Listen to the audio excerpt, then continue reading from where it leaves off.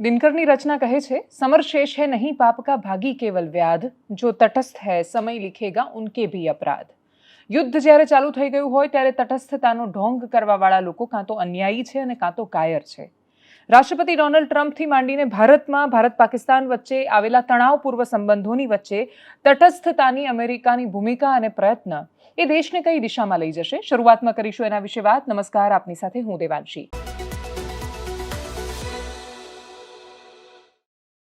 American રાષ્ટ્રપતિ Donald Trump સૌથી પહેલા કહે છે કે મેં સીઝ ફાયર કરાવ્યું, પછી કહે છે કે મેં ટ્રેડની એટલે કે વેપારની લાલચ અથવા કારણ આપ્યા, પછી એ કહે છે કે ભારત અને પાકિસ્તાન બંનેને હું કહી રહ્યો છું કે તમારે કાશ્મીર પર મધ્યસ્થતા માટે વાતચીત કરવી જોઈએ।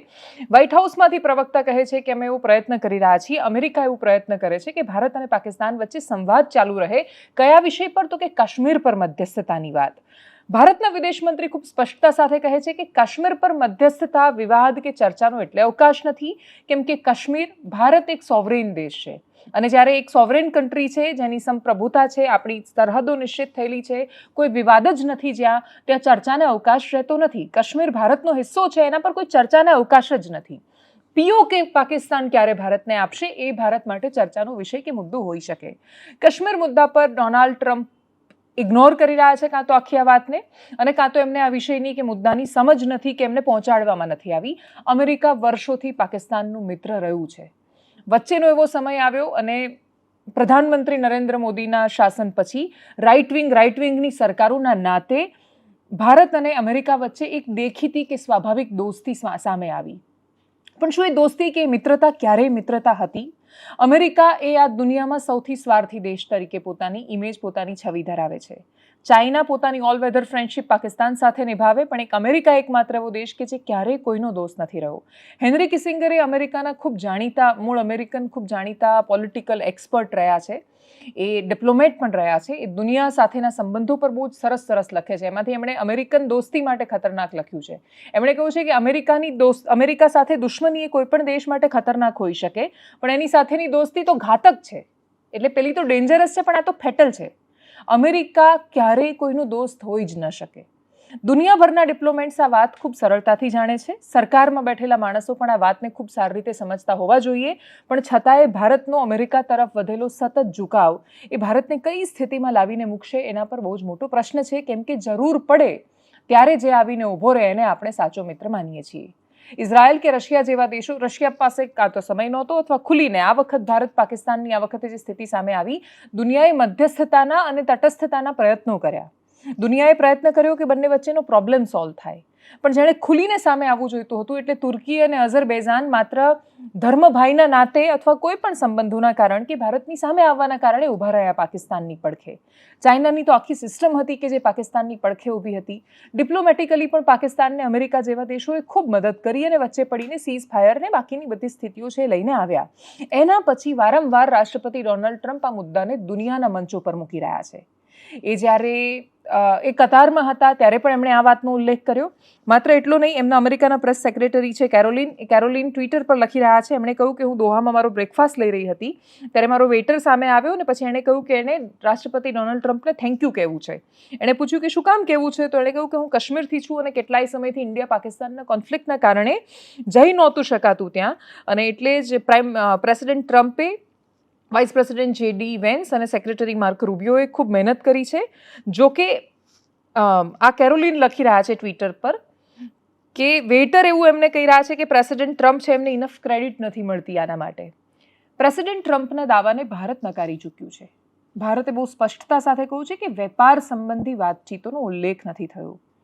રહી વાત ભારત અને અમેરિકા વચ્ચે ચાલતા ટેરિફના સંઘર્ષની, તો પ્રેસિડેન્ટ ટ્રમ્પ પોતાની જાતે સ્ટેટમેન્ટ આપી દે છે કે ભારત ઝીરો ટેરિફ પર સહમત થઈ ગયું છે અને ટ્રેડ વગેરેની વાતો કરી હતી, પણ ભારત તરફથી એ પ્રકારનો કોઈ રિસ્પોન્સ મળ્યો નથી। વિદેશ મંત્રી S જયશંકરને જ્યારે આ વિષય પર પૂછવામાં આવ્યું ત્યારે એમણે એવું કહ્યું કે આ નિર્ણયો એટલી સરળતાથી નથી થતા, બંને દેશોનો ફાયદો જેમાં હોય એ રીતે નિર્ણય લેવાતો હોય છે। એટલે નિશંક રીતે ચર્ચા ચાલી રહી છે, પણ એ ચર્ચા કોઈ કન્ક્લુઝન પર નથી પહોંચી। એની વચ્ચે અમેરિકન રાષ્ટ્રપતિ ડોનાલ્ડ ટ્રમ્પ લખે છે અને એ બોલે છે, અને એપલના CEO ટીમ કુકને સંબોધીને કહે છે કે અમે આટલી બધી મદદ કરી છે એપલને। એમણે જ્યારે ચાઇનામાં બધું મેન્યુફેક્ચરિંગ હબ ઊભું કર્યું ત્યારે પણ મદદ કરી છે, એમણે ભારતની શું કામ ચિંતા કરવી જોઈએ, એમણે ભારતમાં શું કામ પોતાનું મેન્યુફેક્ચરિંગ લઈ જ લેવું જોઈએ. ભારત પોતાની ચિંતા જાતે કરી લેશે. ઓલરેડી આપણી પાસેથી આટલો બધો ટેરિફ લે છે. ભારતમાં આવતી અમેરિકન કંપનીને રોકવાનો પ્રયત્ન રાષ્ટ્રપતિ ડોનાલ્ડ ટ્રમ્પ ખુલ્લેઆમ મંચો પર કરી રહ્યા છે.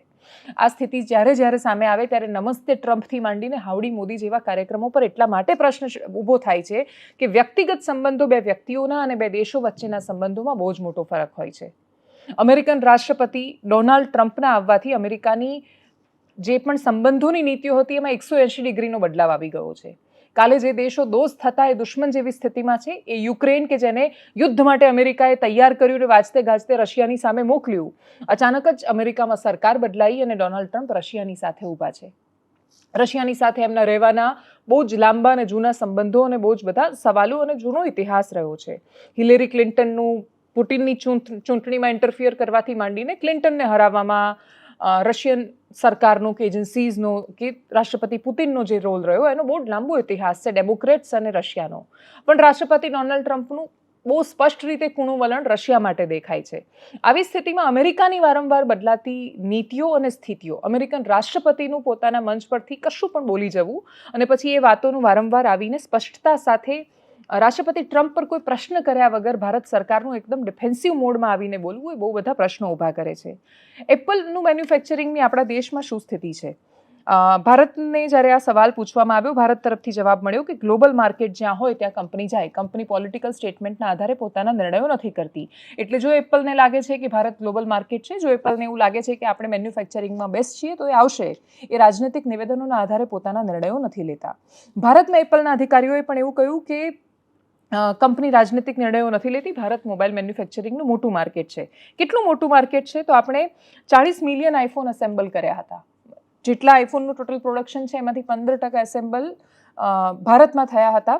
હમણાં જ જ્યારે માર્ચમાં ટેરિફ વોર આખું શરૂ થયું દુનિયામાં, અમેરિકાએ જે શરૂ કર્યું એમાં 3 મિલિયન કરતાં 30 લાખ કરતાં વધારે આઈફોન ભારતથી અમેરિકા ગયા. એટલે અમેરિકામાં પણ જે આઈફોન વેચાય છે, અમેરિકન યુઝર્સ પણ જે આઈફોન ખરીદે છે એ ભારતમાં એસેમ્બલ થઈને જાય છે. મોબાઈલ મેન્યુફેક્ચરિંગનું દુનિયામાં ખૂબ મોટું હબ, ખૂબ મોટું બજાર ભારત બનવા જઈ રહ્યું છે.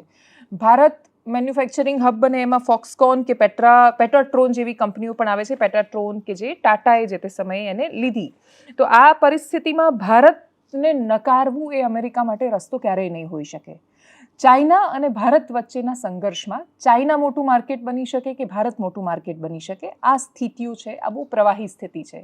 રાજનૈતિક નિર્ણયોમાં ઘણું બધું છે કે જે પ્રશ્નો છોડીને જાય છે. એક પ્રશ્ન એ પણ છે કે જે કંગના રનૌતે જ્યારે રાષ્ટ્રપતિ ટ્રમ્પ પર ટ્વીટ કરી એના પછી જે પરિસ્થિતિનું નિર્માણ થયું, કંગના રનૌતનું જો ટ્વીટ વાંચીએ તો કંગના રનૌતે ખૂબ સ્પષ્ટતા સાથે કહ્યું, જેપી નડ્ડાએ એમને ફોન કરીને કહ્યું કે તમે આ ટ્વીટ ડિલીટ કરી દો.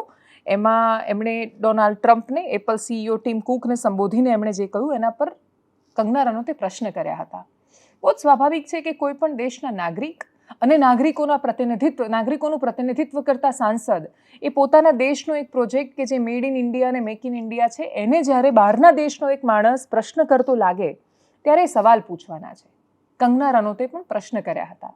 એમણે પ્રશ્ન કર્યા, એમાં ડોનાલ્ડ ટ્રમ્પને કરાતા સવાલો કરતાં પ્રાઇમ મિનિસ્ટરની પ્રશંસા વધારે હતી. એવું કહી રહ્યા હતા કે પ્રાઇમ મિનિસ્ટરની ઈર્ષ્યા થાય છે અને એટલે જ ડોનાલ્ડ ટ્રમ્પ એમને રોકવા માંગે છે. ગ્લોબલ લીડર બનવાની આ સ્પર્ધા છે અને ટ્રમ્પ એમને રોકવા માંગે છે. કંગના રનૌતે થોડી જ વારમાં પોતાનું ટ્વીટ ડિલીટ કર્યું. એમણે સ્પષ્ટતા સાથે લખ્યું કે જેપી નડ્ડા, ભારતીય જનતા પાર્ટીના રાષ્ટ્રીય અધ્યક્ષ, એમને કહ્યું છે ડિલીટ કરવા માટે અને એટલે જ ટ્રમ્પે જે એપલ સીઈઓ ટીમ કુકને વિશે જે વાત કરી હતી એ ડિલીટ કરી રહ્યા છે. એમણે કહ્યું કે મને અફસોસ છે કે મારો અંગત ઓપિનિયન છે એ મેં મૂક્યો અને મને સૂચના પ્રમાણે હું એને ઇન્સ્ટાગ્રામને બાકી બધેથી ડિલીટ કરી રહી છું. કંગના રનૌત ખાલી ડિલીટ નથી કરતા, કંગના રનૌત મેં કોના કહેવાથી ડિલીટ કર્યું એ લખી પણ રહ્યા છે. આ વાત ભારતીય જનતા પાર્ટીની અંદરની પરિસ્થિતિ પર પણ બહુ જ મોટો અને નાજુક સંદેશ આપી જાય છે. ઇન્ટરનલ પોલિટિક્સ ભારતીય જનતા પાર્ટીનું કઈ બાજુ જાય છે એનાથી વિશેષ મહત્વની સ્થિતિ એ છે કે ભારતની વિદેશ નીતિ હવે કઈ દિશામાં જાય છે. વિદેશ મંત્રાલય ખૂબ સક્ષમ હાથોમાં છે. ડૉક્ટર એસ જયશંકર બહુ સ્પષ્ટતા સાથે બધી વાતોના જવાબ આપે છે.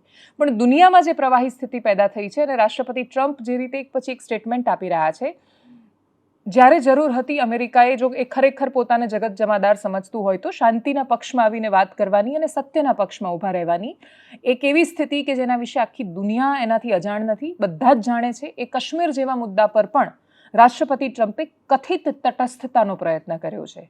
અને આ પ્રકારની તટસ્થતા એ કોઈ પણ દેશને નુકસાનથી વિશેષ કશું જ નથી આપતી. અમેરિકન રાષ્ટ્રપતિને ભલે એવું લાગતું હોય કે એમણે ભારતની મદદ કરી છે, એમણે માત્ર મદદ પાકિસ્તાનની કરી છે, એ સ્પષ્ટતા સાથે સામે આવી રહ્યું છે. અમેરિકા અને ચાઇના જેવા દેશોની મદદ જો સતત પાકિસ્તાનને મળતી રહેશે તો દુનિયા જે આતંકવાદ સામે લડવાની વાતો કરે છે એ એના ચહેરા પર પહેરેલો એટલો મોટો નકાબ છે કે જે ભારતની 150 કરોડની આબાદી જોઈ રહી છે. અને ભારતને તમે બાકીની કોઈ પણ રીતે ઇગ્નોર કરવાનો પ્રયત્ન કરો, તમે એના સોફ્ટ પાવરને, એના મેન્યુફેક્ચરિંગ હબ બનવાની સ્થિતિને, ત્યાં રહેતા યુવાનોને, દુનિયાનો ખૂબ યુવાન દેશ છે ભારત, સૌથી યુવાન દેશ છે ભારત, અને એટલે જ એ યુવાનની નજરમાં એના દેશને તમે આ બધી જ વાતોને ઇગ્નોર નહીં કરી શકો.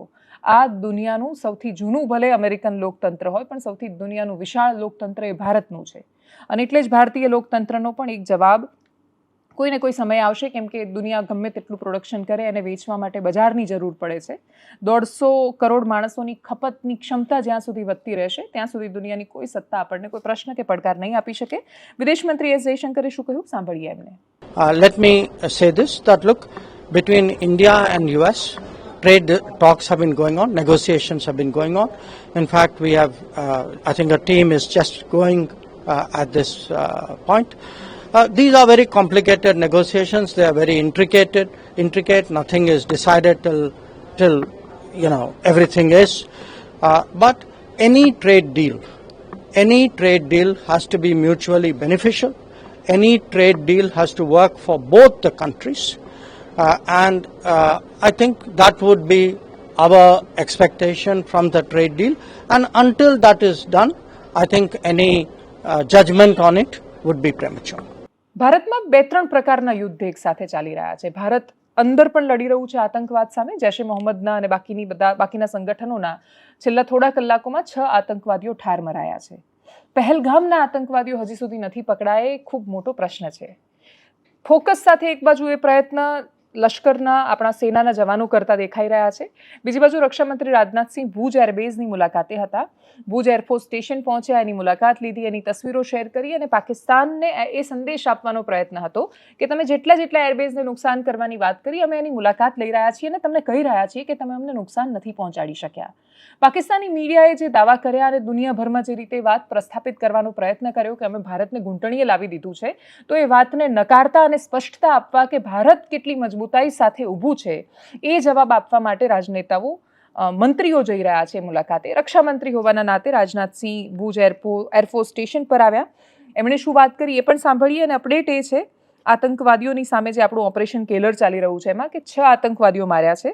એમાંથી અમુક આતંકવાદીઓ છે જેમે એમના મા બાપ સાથે પણ વાત કરાવવાનો પ્રયત્ન કર્યો. આસિફ નામનો એક ટેરરિસ્ટ, એનો માતા સાથે વાત કરવાનો પ્રયત્ન કર્યો. આ ઓપરેશન સિંદૂર શરૂ થયું એની પહેલાં જમ્મુ કાશ્મીરમાં આપણે અમુક આતંકવાદીઓના ઘર આપણે ઉડાવી દીધા હતા, એના ઘર તહેસ નહેસ કરી નાખ્યા હતા. અને એ વખતે જે માતા અને બેન આક્રોશ સાથે આવીને કહેતા હતા કે અમારો શું વાંક, અમારા છોકરા વિશે એ ખુલીને એવું પણ નહોતા કહી શક્યા કે એણે ગુનો કર્યો છે, અપરાધ કર્યો છે. એની સાથે એના પરિવારની વાત કરાવવાનો પ્રયત્ન કર્યો કે તું સરેન્ડર કરી દે તો આગળ કોઈ વાત થઈ શકે. એણે સરેન્ડર તો ન કર્યું, ઉપરથી આર્મીના જવાનો પર એણે ફાયરિંગનો પ્રયત્ન કર્યો અને પછી જે તસવીરો સામે આવી એ બતાવી શકાય એવી નથી. અને એટલે જ ક્રૂરતાથી એમને ત્યાં પહોંચાડવામાં આવ્યા, જ્યાં પહોંચવા માટે જેની ખેવના સાથે એ આતંકવાદની દિશામાં ગયા હતા. 72 હૂર મળશે, જિહાદ કરીશું તો આ પ્રકારનો એવા વિચાર સાથે આવેલા આતંકવાદીઓને ત્યાં પહોંચાડવા જરૂરી હોય છે, જ્યાં એમનું ભાગ્ય એ જે દિવસથી બંદૂક હાથમાં લે છે અને ભારતીય સેનાની સામે ઉગામે છે ત્યારથી નક્કી થઈ જતું હોય છે કે એક સેનાના જવાનની ગોળી પર લખાઈ ગયું છે નામ. જમ્મુ કાશ્મીરમાં કે આ દેશના કોઈ પણ ખૂણામાં જેના મનમાં એવો વિચાર પણ આવ્યો છે આ દેશને નુકસાન પહોંચાડવાનો, એનું મૃત્યુ એ વિચાર જન્મતાની સાથે જ નક્કી થઈ જાય છે. સાંભળીએ રક્ષામંત્રી રાજનાથસિંહને. ऑपरेशन सिंदूर में भारतीय वायुसेना ने जो प्रभावी भूमिका निभाई है उसकी सराहना इस देश में ही नहीं बल्कि दुनिया के दूसरे देशों में भी हो रही है. आपके इस ऑपरेशन में न केवल दुश्मनों को डोमिनेट किया है आपने, बल्कि उन्हें डेसिमेट करने में भी कामयाबी हासिल की है. आतंकवाद के खिलाफ चलाए गए इस अभियान को नेतृत्व हमारी एयरफोर्स ने ही किया और हमारी एयरफोर्स एक ऐसी स्काई फोर्स है जिसने अपने शौर्य, पराक्रम और प्रताप से आसमान की नई और बुलंद ऊंचाइयों को भी छू लिया है. मैं chief air marshal AP Singh को भी इसके लिए मैं बधाई देना चाहता हूं, उनके पूरे ऑफिसर्स, उनके पूरे टीम, उनके सारे जवानों को भी मैं बधाई देता हूं। और साथियों, कोई छोटी बात नहीं है कि हमारी एयरफोर्स की पहुंच पाकिस्तान के हर कोने तक है, और ये बात पूरी तरह से साबित हो चुकी है तो हमारी तीनों फोर्सेस की, लेकिन आज एयरबेस पर आए हूं इसलिए मैं इसकी चर्चा कर रहा हूं। और आज स्थिति यह है कि भारत के फाइटर प्लेन बिना सरहद पार किए ही यहीं से उनके हर कोने तक सीधा प्रहार करने में पूरी तरह से सक्षम है। और पूरी दुनिया ने देख लिया है कि कैसे आपने पाकिस्तान की धरती पर मौजूद आतंकवाद के 9 ठिकानों को ध्वस्त कर दिया। बाद में की गई कार्रवाई में उनके अनेक एयरबेस भी तबाह कर दी है। ऑपरेशन सिंदूर के दौरान इंडियन एयरफोर्स ने केवल पराक्रम ही नहीं दिखाया है, बल्कि पूरी दुनिया के सामने प्रमाण भी दिया है। प्रमाण इस बात का कि अब भारत की युद्ध नीति और टेक्नोलॉजी यानी तकनीक भी दोनों बदल चुकी है। आपने प्रधानमंत्री मोदी जी के नेतृत्व में नए भारत का संदेश पूरी दुनिया तक इस बार पहुंचा दिया है। એક બીજા પ્રકારનું યુદ્ધ પણ સાથે સાથે દેશમાં ચાલી રહ્યું છે ને એ છે વિપક્ષ અને સત્તા વચ્ચેનું, એ છે પત્રકારો અને સત્તા વચ્ચેનું। ગુજરાત રાજ્યની સવાર જે અખબાર સાથે થાય છે, જે અખબારનું ગુજરાત રાજ્યમાં ખૂબ વિશેષ મહત્વ છે, ગુજરાતના ખૂબ જાણીતા 3 અખબારોમાંથી જે મુખ્ય 3 અખબારો છે એમાંથી એક અને જેનું વર્ષો સુધી ખૂબ આગળ નામ રહ્યું છે એવા ગુજરાત સમાચાર પર આઈટીની રેડ થઈ। પહેલાં સતત કલાકો સુધી ચાલેલી રેડ અને એની 30 મિનિટમાં આઈટીની રેડ પછી ઈડીના અધિકારીઓ ગયા। ઈડીના અધિકારીઓ થયા એના પછી ગુજરાત સમાચારના ડિરેક્ટર બાહુબલી શાહની ધરપકડ કરવામાં આવી। એમની તબિયત ખરાબ થઈ અને પછી એમને હોસ્પિટલાઇઝ પણ કરવામાં આવ્યા। પણ જે સ્થિતિ ઉપસીને સામે આવી એ ખૂબ બધા પ્રશ્નો કરી રહી છે। એ પ્રશ્ન એ કરી રહી છે કે શું સરકાર આનાથી કોઈ સંદેશ આપવા માંગે છે? કોઈ પણ સંસ્થા કે પત્રકાર એના આર્થિક વ્યવહારો માટે કે એમના પર લાગતા આરોપોથી મુક્ત ન હોઈ શકે। કોઈ પણ સંસ્થા ગમે તેટલી મોટી થતી જાય, કેમ કે ગુજરાત સમાચારનું કામ અથવા એમનો બિઝનેસ માત્ર પત્રકારત્વનો નથી, એ સિવાય પણ ખૂબ બધા વ્યવસાયો સાથે જોડાયા પછી એ ગુજરાતના ખૂબ ધનાઢ્ય પરિવારોમાંથી એક આવે છે શ્રેયાંશ શાહનો પરિવાર। અને એટલે જ શ્રેયાંશભાઈ શાહ કે પછી બાહુબલીભાઈ શાહ સહિતના લોકો પર જે રીતે સતત પૂછપરછ ને બાકીનો દોર ચાલ્યો, એ પ્રશ્નો એટલા માટે કરે છે કેમ કે ગુજરાત સમાચાર એક એવો અવાજ રહ્યો છે જેણે હંમેશા સત્તાની સામે પ્રશ્નો કર્યા છે। એ સત્તા કોંગ્રેસની હોય કે ભાજપની, ગુજરાત સમાચારનો સ્વર વિશેષ રૂપે બદલાયો નથી, સૂર બદલાયો નથી। મુખ્યમંત્રી માધવસિંહ સોલંકી હોય કે મુખ્યમંત્રી નરેન્દ્રભાઈ મોદી રહ્યા હોય, ગુજરાત સમાચાર સાથે લવ હેટ રિલેશન્સ દરેક સરકારોના ચાલતા રહ્યા છે। ગુજરાત સમાચાર જે રીતે સરકારને અને સત્તાને પ્રશ્ન કરે છે એ ખૂબ આંખમાં કણાની જેમ ખૂંચે, સીધા વાગે એવા પ્રશ્નો હોવા છતાં આપણે ત્યાં હજી પણ આપણે એવું માનીએ છીએ કે બંધારણ છે અને ફ્રીડમ ઓફ એક્સપ્રેશન છે। દેશ 2 દિશામાં જઈ શકે છે। કાં તો વિપક્ષ જે દિશામાં દેશને લઈ જવા માંગે છે અથવા જે પરિસ્થિતિનું નિર્માણ થઈ રહ્યું છે એ ખાસી સંઘર્ષવાળી પરિસ્થિતિ છે, અને કાં તો ઓટોક્રેસીવાળી પરિસ્થિતિ છે। એની વચ્ચેની એક સ્થિતિ ભારતમાં રહેશે કે કેમ એને ખૂબ શંકાની જેમ જોવું પડે એમ છે, કેમ કે આ સંઘર્ષ માત્ર વિપક્ષના નેતા કે પછી એવા અખબારો કે એવી સંસ્થાઓ જે સત્તા સામે અવાજ ઉઠાવે છે એમના પર રેડનો નથી। આર્થિક વ્યવહારોમાં એ નેશનલ હેરાલ્ડની વાત હોય કે ગુજરાત સમાચારની વાત હોય, તમે પત્રકાર છો કે તમે નેતા છો તો તમને ખોટું કરવાનો અધિકાર નથી મળી જતો। પણ જો તમે પત્રકાર એવા છો કે જે સત્તાની સામે અવાજ ઉઠાવો છો અને જો તમે વિપક્ષના નેતા છો અને માત્ર તમે જ ખોટું કરી રહ્યા છો ને એના સિવાય ભારતીય જનતા પાર્ટી સાથે સંકળાયેલા નેતાઓ અથવા એમની ચરણ વંદના કરતા અખબારો અને મીડિયા હાઉસ બહુ જ પવિત્ર હોય એ રીતે જો વ્યવહાર કરવામાં આવશે તો એ સંદેશ છે જે તમે બાકીના બધા લોકોને આપી રહ્યા છો। જે સર્વોચ્ચ મનાતું હોય એના પર તમે જ્યારે ઘા કરો છો અથવા એના પર આઘાત કરવાનો પ્રયત્ન કરો છો ત્યારે તમે સંદેશ આપી રહ્યા છો નીચેની આખી કેડરને કે અવાજ વિચારીને ઉઠાવજો, નહીં તો આ દરવાજા તમારા પણ ખટખટી શકે છે। ખૂબ બધા પ્રશ્નો છે કે કશું જ ખોટું ન કર્યું હોય તો કોઈ ફરક નથી પડતો, કોઈ પણ સંસ્થા આવે જાય, એ સંસ્થા આવે એના પછી ન્યાયિક તપાસ થાય અને ન્યાયિક તપાસમાં ઘણું બધું બહાર આવે। દેશનો ઇતિહાસ કહે છે કે ન્યાયિક તપાસમાં વિશેષ રીતે પત્રકારો પર કે નેતાઓ પરના કેસ બહુ વિશેષ સાબિત થઈ નથી શક્યા ભૂતકાળમાં। સાબિત નથી થઈ શક્યા એટલે કોઈએ ખોટું નથી કર્યું એ કહેવામાં બહુ અતિશયોક્તિ રહેશે, પણ ખોટું માત્ર જે સત્તાની સામે હોય એ લોકો જ નથી કરતા, અને એટલે જ કોઈ પણ રીતે ખોટું એને જસ્ટિફાઈ કરી શકાય એમ નથી। એમાંય તમે જ્યારે બધાના ઘર પર પથ્થર ફેંકતા હોય ત્યારે પોતે કાચના ઘરમાં ન રહી શકું એ પણ હકીકત છે. પણ આ સ્થિતિની વચ્ચે કોંગ્રેસે આ મુદ્દાને ખૂબ આક્રમકતાથી ઉઠાવ્યો. ગુજરાત સમાચાર પર કરવામાં આવેલી કાર્યવાહી અને બાહુબલી શાહની ધરપકડને આખા દેશમાં ખૂબ મજબૂતાઈથી કોંગ્રેસે ઉપાડ્યો. કોંગ્રેસના રાહુલ ગાંધી સહિતના મોટા ભાગના નેતાઓએ માત્ર ટ્વિટર પર લખ્યું નહીં, એ સિવાય એમણે ખૂબ આકરી પ્રતિક્રિયાઓ પણ આપી. ગુજરાત આમ આદમી પાર્ટીના પ્રદેશ અધ્યક્ષ ઈસુદાન ગઢવી પોલિટિક્સમાં પણ છે અને પાર્ટ ટાઈમ જર્નલિઝમ પણ કરે છે. એટલે એ પાર્ટ ટાઈમ પોતાનો ડિબેટ શો પણ કરે છે જે જીએસટીવી પર જ આવે છે. અને એટલે જીએસટીવી પર થતા એમના શોના કારણે અને વિપક્ષના નેતા હોવાના કારણે બંનેના કારણે એમણે પણ પ્રતિક્રિયા આપી. કોંગ્રેસમાંથી જિગ્નેશ મેવાણી સહિત ખૂબ બધા નેતાઓએ આ વિષય પર પ્રતિક્રિયા આપી. નેતાઓએ ટ્વિટર પર ઘણું બધું લખ્યું. આ જ સ્થિતિ વિપક્ષના પણ સંઘર્ષની છે. બિહારમાં જ્યારે જાતિગત જનગણના જેવા વિષય સાથે રાહુલ ગાંધી મેદાનમાં ઉતર્યા, બિહારની ચૂંટણી આ દેશ માટે બહુ જ મોટો અને મહત્વનો વળાંક લઈને આવવાની છે, કેમ કે બંને પાર્ટીનું સેમ પોલિટિક્સ થયું છે. ભારતીય જનતા પાર્ટીએ પણ જાતિગત જનગણનાની વાત કરી છે અને એમના લક્ષ્યમાં એમનો ઉદ્દેશ્ય માત્ર બિહારની ચૂંટણી છે. ભારતીય જનતા પાર્ટી હવે પોલિટિક્સના એ જ ખેલમાં ઉતરી છે જે મેદાનમાં કોંગ્રેસ સાથે એનો સીધો મુકાબલો છે. આ મુકાબલો કોંગ્રેસ અને બાકીના સ્થાનીય પક્ષો અને ભારતીય જનતા પાર્ટી અને એમના સમર્થિત પક્ષોની વચ્ચે સીધી બથ્થમ કે મોરે મોરાનો મુકાબલો છે. બિહારની ચૂંટણી એ બહુ જ મોટા રાજનીતિક સંદેશો માટે મહત્વની છે. પહેલગામ હુમલા પછી ઓપરેશન સિંદૂરથી માંડીને રાષ્ટ્રીય સુરક્ષાથી માંડીને દરેક એ મુદ્દો, રાષ્ટ્રીય સુરક્ષા, રાષ્ટ્રવાદ, દેશની સુરક્ષા, બિહારમાં ગુંડારાજ, બિહારની પરિસ્થિતિ, જાતિગત જનગણના, ધર્મ, જાતિ, કોમ, જેટલી વાત યાદ આવે એ બધી જ વાતો અને મુદ્દાઓ બિહારની ચૂંટણીમાં મુખ્ય રહેવાના છે. બિહારમાં ભૂલાઈ જવાનું છે કે આટલા બધા મખાનાનું પ્રોડક્શન થાય છે, બજેટમાં જાહેરાતો થાય છે. બિહાર શું કામ હજી પણ વિકાસના નકશામાં ઉપર નથી આવી શકતું? શું કામ આજે પણ બિહારમાં આટલા બધા પુલ તૂટી રહ્યા છે? શું કામ ભ્રષ્ટાચાર = બિહાર એ છાપમાંથી બિહાર બહાર જ ન આવી શક્યું?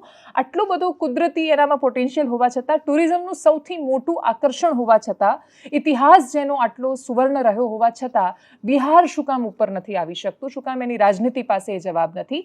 સુશાસન બાબુના નામ પર નીતિશ કુમાર ચમકી જાય છે અને વર્ષો સુધી એમની રાજનીતિ ચમકે છે અને હવે છેલ્લે એ જે સ્ટેજ પરથી ગાંડા કાઢે છે એ જોતા પ્રશ્ન થાય કે બિહારની જનતાના ભાગમાં, જેના ઇતિહાસમાં એક સમયે મગધનું સામ્રાજ્ય અને સમ્રાટ અશોક હતા, એના નસીબમાં લાલુ પ્રસાદ યાદવ કે નીતિશ કુમારથી આગળ કોઈ નેતા કેમ નથી આવી શક્યા? એની જે નેક્સ્ટ જનરેશન છે, હવે તેજસ્વી યાદવ કે સહિતના નેતાઓ કે રાહુલ ગાંધીનો પ્રયાસ કે કનૈયા કુમારની નીકળતી યાત્રાઓ વિપક્ષમાં એકતા રહે છે કે કેમ, એ લોકો ગઠબંધનમાં રહી શકે છે કે કેમ, એ બહુ બધા પ્રશ્નો છે. મીડિયા સાથે ચાલી રહેલો આ સંઘર્ષ, બિહારમાં રાહુલ ગાંધી સાથે થયેલી ઝપાઝપી એક ખૂબ મોટો મેસેજ છે કે સત્તા હવે તીવ્રતાથી લડવા માંગે છે દરેક અવાજોની સામે જે એમની સામે ઉઠી રહ્યા છે. સત્તા પ્રતિબદ્ધ છે એ બધા જ અવાજોને બંધ કરાવવા માટે, જે એમને એવું લાગે છે કે એમની સામે ઊભા થઈ રહ્યા છે. એ ઢાલ ક્યારેક રાષ્ટ્રીય સુરક્ષાની હોઈ શકે, એ ઢાલ ક્યારેક હોઈ શકે આર્થિક અપરાધોની, પણ એ ઢાલ છે માત્ર એવા જ અવાજોને બંધ કરાવવાની જે એમની સામે ઉઠે છે. સત્તા સામે ઉઠે છે એટલા માટે જ માત્ર એ અવાજ પવિત્ર નથી થઈ જતો, પણ લોકતંત્રમાં ખૂબ બધા સવાલો છે કે જે ઊભા થતા હોય છે. અને જો આપણે લોકતંત્રમાં છીએ તો પછી એ પ્રશ્નો શેષ રહેવાના છે કે ગુજરાત સમાચાર નિશાના પર શું કામ, કે પછી વિપક્ષના નેતાની યાત્રામાં પોલીસનું આટલું બધું ઇન્ટરફિયરન્સ શું કામ? જે પ્રતિક્રિયાઓ આવી ગુજરાત સમાચારના સંદર્ભે, રાહુલ ગાંધીની યાત્રા દરમિયાન જે સંઘર્ષની તસવીરો આવી, કરીએ એના પર નજર. લોકશાહીનો ચોથું સ્તંભ એટલે મીડિયા, પત્રકારત્વ. જ્યારે ગુજરાત સમાચાર ગુજરાતની જનતાનો વર્ષોથી એક નિર્ભીક અને બેખોફ અવાજ બની રહ્યું હતું. કોઈ પણ સરકાર હોય, એ રાજ્ય સરકાર હોય, કેન્દ્ર સરકાર, ગુજરાત સમાચાર હંમેશા વિપક્ષની ભૂમિકામાં રહી અને જનતાના પ્રશ્નો મૂકતું રહ્યું છે. ત્યારે જે રીતે સમાચાર મળ્યા છે, ગુજરાત સમાચારના માલિકો પૈકી એક બાહુબલીભાઈની ઈડીએ ધરપકડ કરી છે. આ પણ એક નાટક સમજવા જેવું છે કે તમે વિચાર કરો કે 36 કલાક ઇન્કમ ટેક્સની ટીમ બધું સર્ચ કરે છે અને ઇન્કમ ટેક્સની ટીમ નીકળે છે અને ગેટમાંથી સીધી ઈડીની ટીમ એન્ટર થાય છે અને તરત જ જૂના કેસ કોઈ ઉખેરીને બાહુબલીભાઈની તરત ધરપકડ કરવામાં આવે છે. એ લોકતંત્ર પર હુમલો છે, સ્વતંત્રતાનો અધિકાર છે બોલવાનો, અને પત્રકારત્વનો જે એક ચોથું સ્તંભ બનીને ઊભું છે એના ઉપર હુમલો છે. આ લોકશાહીમાં ઈડી અને સીબીઆઈની કઈ રીતે દુરુપયોગ કરીને એજન્સીઓનો, એની પહેલા પણ ઘણી એજન્સીઓ, ઘણી એવી મીડિયા સંસ્થાનો છે, એજન્સીઓ દ્વારા એની ઉપર રેડો પાડવામાં આવી છે અને પછી કઈ રીતે એને વહેંચી દેવામાં આવ્યું છે આખું ગુજરાત અને ભારત જાણે છે. ત્યારે ઇમરજન્સી સમયે પણ ગુજરાત સમાચારના કાર્યાલયોને સળગાવી દેવામાં આવ્યું હતું, ત્યારે પણ આ છાપું જનતાનો અવાજ બનતા સત્ય પીરોસતા કોઈ રોકી નથી શક્યું. અને વર્ષોથી આ ચાલી આવી રહ્યું છે. જીએસટીવી અને ગુજરાત સમાચાર બંને નિર્ભીક રીતે આજે પણ સરકારની ટીકા ટિપ્પણી હોય કે સરકારની ફેવરવાળી વાત હોય એ નિર્ભીક રીતે સત્ય સાથે મૂકે છે. ત્યારે ઈડી અને સીબીઆઈનો દુરુપયોગ કરીને એમને જે રીતે ધરપકડ કરવામાં આવી છે એ લોકશાહી ઉપર, ચોથા સ્તંભ ઉપર અને પત્રકારત્વ પર હુમલો છે. એને સખત શબ્દોમાં વખોડી કાઢીએ છીએ. હું એક ગુજરાત સમાચારના વાચક તરીકે, આમ નાગરિક તરીકે પણ આવા સાચા પત્રકારત્વનું ગળું ઘોટવાનું જે કામ કેન્દ્ર સરકાર કરી રહી છે એ ખરેખર નાગરિકોના હિતમાં નથી ને સરકારોના હિતમાં નથી. સરકારનું કામ એ છે કે એમની ક્યાંય ભૂલ હોય તો કાં તો વિપક્ષ કહે અથવા તો કોઈ સાચું પત્રકારત્વ કહે તો એને ભૂલ સુધારવાનું હોય, એને દબોચી લેવાનું ન હોય.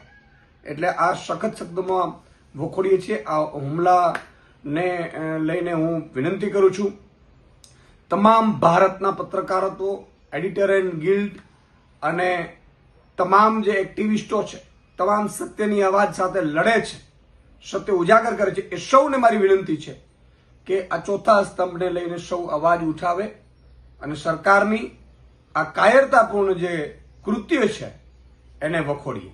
જય હિન્દ, જય જય ગરવી ગુજરાત. एससी एसटी अति पिछड़ा हॉस्टल्स में जाने की कोशिश कर रहा था, आपसे बात करने की कोशिश कर रहा था और यहाँ पे सरकार ने रोक रखा है. ये देखिए सामने क्या तमाशा हो रहा है. गेट खोलिए पहले राहुल जी को बाहर निकालने दीजिए. वहाँ नहीं जा रहे, और कहीं जा रहे हैं. हिंदुस्तान में लोकतंत्र नहीं है, सरकार मुझे अंदर नहीं जाने दे रही है. मैं सिर्फ 3 सवाल पूछ रहा हूँ. हम चाहते हैं कि शिक्षा में सरकार पैसा डाले, 50% की जो दीवार है रिजर्वेशन वाली उसे तोड़ा जाए, जो प्राइवेट एजुकेशन इंस्टीट्यूशंस में रिजर्वेशन हो, ये चीजें हम चाहते हैं. मगर आपसे बात करने नहीं दे रहे हैं, तमाशा बना रखा है. शांति से हम जा रहे थे.